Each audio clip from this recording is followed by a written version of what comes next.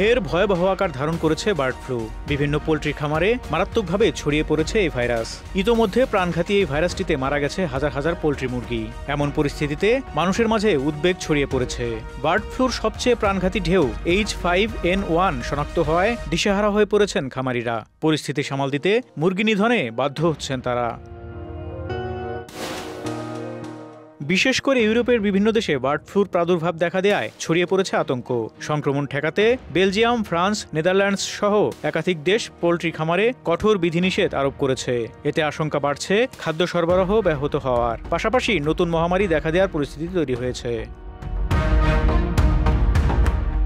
সতর্কতামূলক পদক্ষেপ হিসেবে এবং সংক্রমণ আরও ছড়িয়ে পড়া ঠেকাতে বেলজিয়াম সহ একাধিক দেশ পোল্ট্রি ফার্মে লকডাউনের নির্দেশ দিয়েছে। বৃহস্পতিবার থেকে সব ধরনের পোল্ট্রি অভ্যন্তরীণ রাখার নির্দেশ দেয় বেলজিয়াম সরকার। দেশটির ফেডারেল ফুড সেফটি এজেন্সি জানিয়েছে, সম্প্রতি এক খামারে বার্ড ফ্লু সংক্রমণ ধরা পড়ার পরই এই সিদ্ধান্ত নেওয়া হয়। ফ্রান্সও বেলজিয়ামের মতো একই পদক্ষেপ নিয়েছে।